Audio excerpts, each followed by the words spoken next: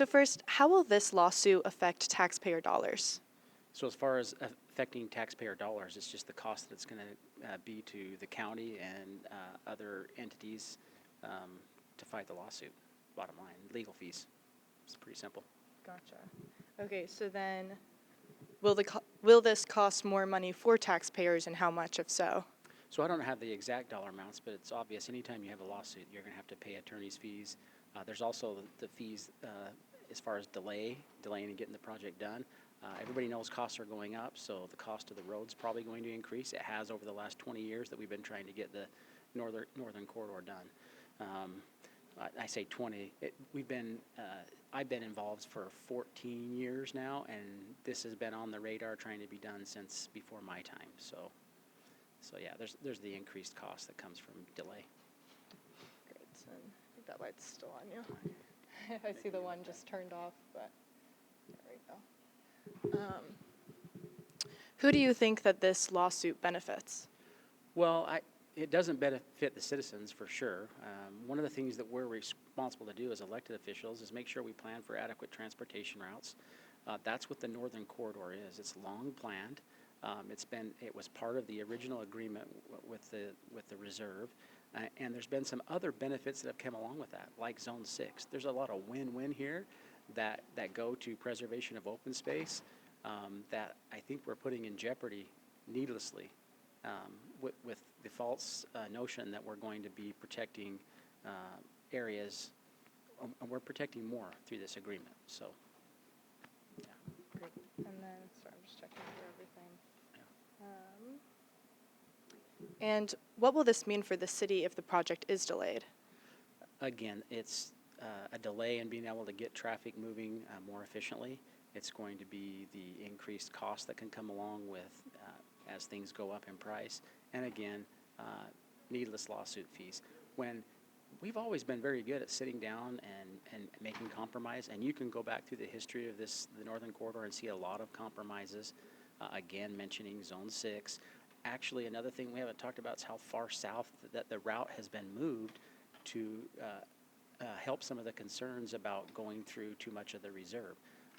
There's a lot of people that are angry at us as elected officials that we're not putting that route further north so that it connects closer to the Winchester Hills area and that area. And so, you know, there's a lot of things that have been done to try to mitigate and protect the open spaces and try to answer the concerns that citizens have, and even some of these special interest groups, their concerns. We've tried to mitigate those in good faith. And it's just unfortunate. It's very disappointing that we're at this point again.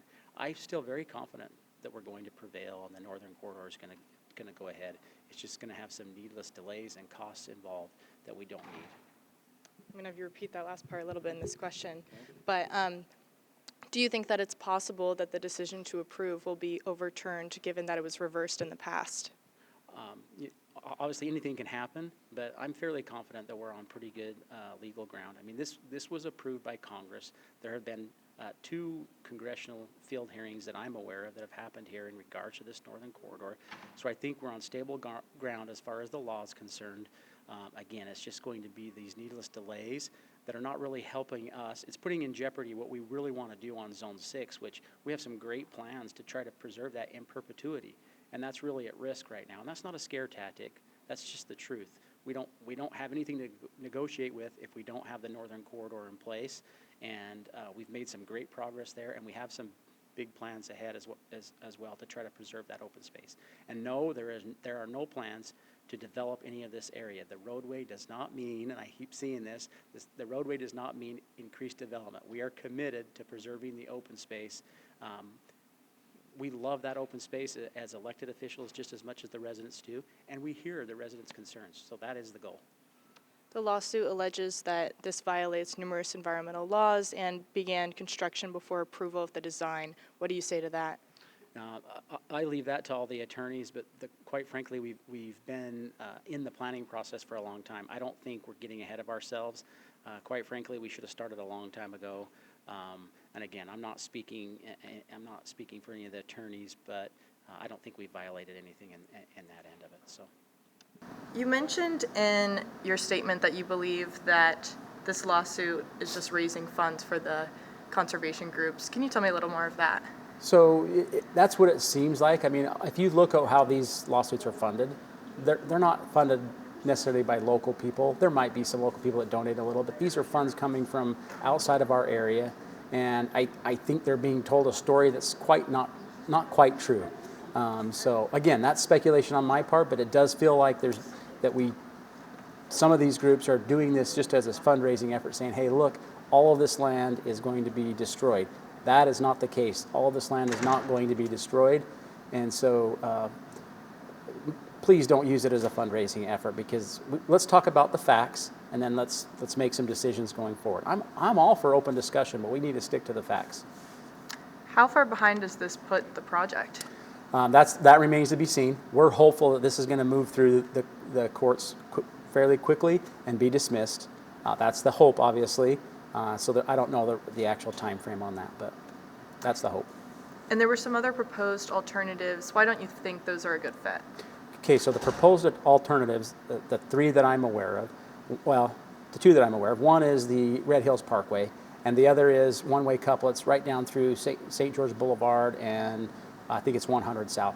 Both of those are outside of the jurisdiction of the BLM. Those are not on BLM land.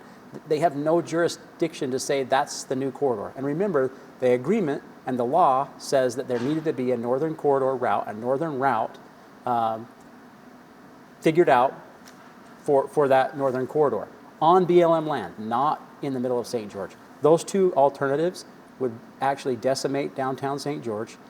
It would be very hard on our economy. It would harm neighborhoods. Both of those have historic significance. Downtown St. George, our historic area right here, and the Sugarloaf, which Red Hill Parkway runs right in front of. Again, those are other sensitive areas that are historic places that people feel very passionate about that would be affected by those two alternatives. They're not feasible, and they were outside of the jurisdiction of the BLM. It was done wrong. And then, let's see. I guess, how did you feel just hearing that there was another lawsuit? It wasn't completely unexpected. We felt like this was probably going to come, despite our efforts to say, hey, look, we've worked very hard with all parties to try to find win-win situations. Again, I cannot stress enough how excited we have been about the Zone 6 potential of additional open space that we're going to have. And we have a fairly large recreation community here that is super excited about that as well. And again, we're putting that in jeopardy for no reason. That was not necessary to create Zone 6 for the road to go in, but it's another give that we gave to try to, and selfishly we gave because it's going to benefit us in the long run because we want to protect those areas, to try to get the corridor through and to also have another win. Again, it's a win-win. You can't say it any better than that how important that is. And is construction stopped, or is it more of it's expected to potentially stop with the lawsuit? I don't think they're going to stop unless a judge requires them to stop. So I haven't heard anything on that front. As far as I know, the construction will continue until there's some order by a judge or some resolution of the lawsuit. And I know you just started your term as mayor. This has been a really long journey. How do you feel in terms of trying to get this done? So this would be very good to get this behind us and start working, which we have already started, on the long-term preservation of Zone 6 and those plans.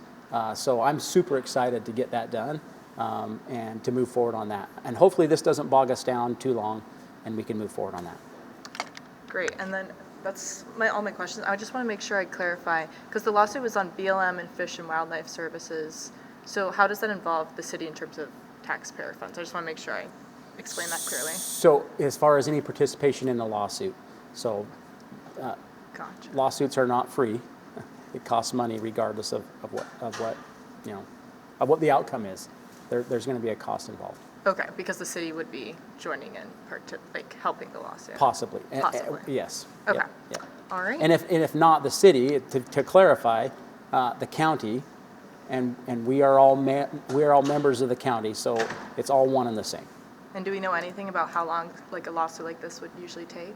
We can only look back at what we've been through in the past. So we're hoping we're in a little bit better position right now as far as the homework that's been done, all the legwork that's been done, all the agreements that have already been reached. We're hoping that the story is more clear at this point of what needs to happen.